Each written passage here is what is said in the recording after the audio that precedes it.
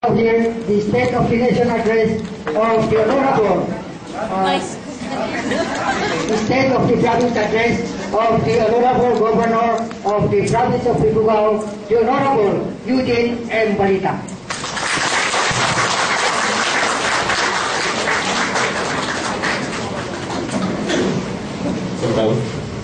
Please take your seats. Our Honorable Vice Governor, Presiding Officer, definitely the better lawyer between us two. Esteemed members of this August Valley, both from the two districts of our province and the three ex-official members, the SP staff who had labored hard to prepare this venue for today's activity under the leadership of Engineer Mike Dimalnat, our SP Secretary. Our department heads and fellow civil servants in the provincial capital, our guests consisting of the provincial directors of our line agencies stationed in the province of Ifugao, our mayors who are present. I see here three: Mayor Joseph of Kiangan, Mayor Francis of Lamut, and Mayor Mario of Tingyo. Do we have other mayors present? And the representatives. A special mention to the uniform sector. We have here our Assistant Provincial Director, Colonel Paspa. And we are lucky, ladies and gentlemen, we have our latest General in the province of Ifugao, General Francis Riambi Jr.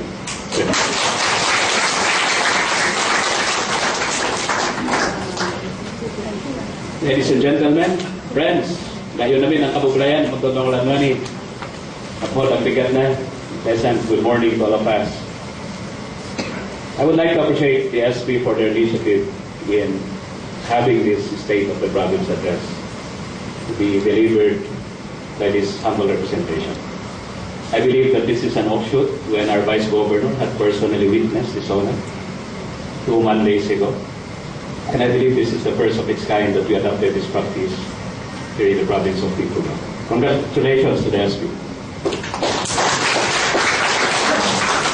There are actually two occasions today. This is also the inaugural session of the Sangguniang Panlalawigan 15th SP in this session hall. So congratulations, man. That means to say, magpakal ni Vice Governor. Relax lang. Amo de iba. Kaya ng Taga-Ifugao. I did not prepare and elaborate this speech. Last night, I made an outline so that I can talk to you as the father of the province and discuss to you the realities that is happening in the provincial government and in the province. So you just relax in your seats. Don't expect an elaborate Shakespearean speech. Let us talk about reality. Let us start when we first assumed some 13 months ago, on the 1st of July, year 2010. All of us are full of excitement, especially the new members of the SP, and I, of course, my first time to be governor. And then, reality had hit us. When we first assumed office, the first thing we realized is that we have a budget deficit, which is actually normal after each election. I say normal because you have to understand that the situation in the province after each election mirrors actually the situation in the national scene. So this will explain why until now no funds is being downloaded by the present administration of Pinoy. That is typical after each election. Why are we emphasizing this? Because we believe that in the next election in 2013, we will not do that to our successors in office. Because after all, we are the successors.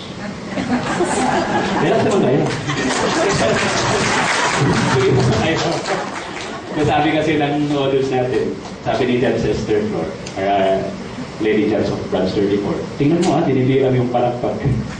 Kaya sabi ko, ako nung pumapalakpak para sumunod naman kayo. We have 2 hours, don't worry. Don't feel you are more tense than I. So hindi yun ang reality when we sat in office. So what did we do? The first thing we do is to get our stuff together. We passed the first and only supplemental budget in 2010 by paying all our debts, foremost of which is our balance on the hospital land, consisting of 2 hectares for the site of the new IGS. We paid 9.5 million. And I would like to thank the SP for passing that budget without much ado.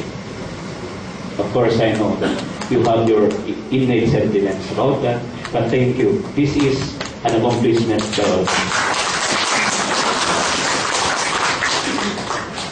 Not to mention, we paid all our JOs for unpaid, except for some. But I believe that they are all paid now. Kung nandiyan pa naman kayo, we can send a demand letter and I will throw it back. They are all paid now.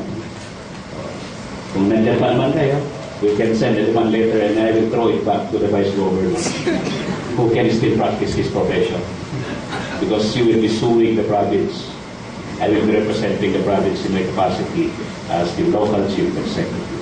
And then of course, we realize that to move on, we have to establish a good working relationship with our partners at the SP. It is not a secret that in the previous administration, relationships between the legislative and executive is not that smooth. So we made it as a task, as a goal, to start it right by having a good relationship with our SP. And our first commitment, a tangible proof of which is that we allotted the sum of 3 million for the renovation of this hall, the Vice Governor's office, and eventually, and I'm hoping that before the year ends, we will construct the individual offices of our board members here at the 3rd floor of the main Capitol building. This is on the premise that we should sit equally, even physically. We should be occupying the same floor in the same Capitol. After all, we are the same government.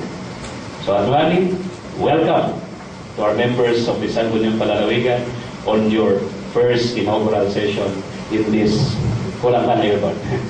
in this hall. Sabi ni General, di ba kami Vice, kurang ng aircon. Sinama ko na sa Sopa para hindi makalimutan ni Apo Vice. Part of that is some what we call traditions that had enslaved our predecessors in office. I would like to cite some. One tradition which we do not like to pass on to our successors is the tradition of what we call payback time. All our supporters expect to assume capital when we assume office. So our first headache are the hundreds of applicants. I say hundreds, not tens. If you look at the records of our Provincial Employment and Assistance Office, our list of applicants is already 1,000 plus from all professions. Wala pa yung profession ang nag-ginira ng classified na pumpur na sir. So you keep on finding gana nga tayo na pumpur na ulo. So that's the first tradition which we would like not to pass to our successors. And the second is that since it was budget year then, supplemental budget 2 was being talked about, calamity fund was being talked about, that was July. Everybody of our supporters had become suddenly contractors. Everyone is submitting resolutions. You ask if they are barangay officials, if they are municipal officials, they say, "Bukon sir, pinaigamin niya ruta." So anong resolution? Perhaps we can dissuade our constituents from this concept. Otherwise, we will remain as third class for the rest of the coming years. And secondly, since it was the beginning of the school year then, after barely a month after the opening of classes, those who cannot be accommodated as job orders, those whose resolutions cannot be funded, inari na namin na nagbabalita, pero nahimpuro yung babalik, sir, nung may scholarong the tour. Then we realized that there are only 3 things that supporters directly ask from politicians: jobs, contracts, and scholarships. Before the year ended in 2010, we issued the controversial Executive Order number 30. And to clarify it once again, this did not prohibit the hiring of job orders. What we prohibited actually is the detail or assignment of job orders outside the provincial local government unit. This is actually to centralize all our programs and projects. So that if we detail personnel outside the province, it should be in pursuance of our own programs, our own projects. Lately, we have fielded 26 nurses under our rural health midwife for the geographically isolated and depressed areas, which is our own innovative program under our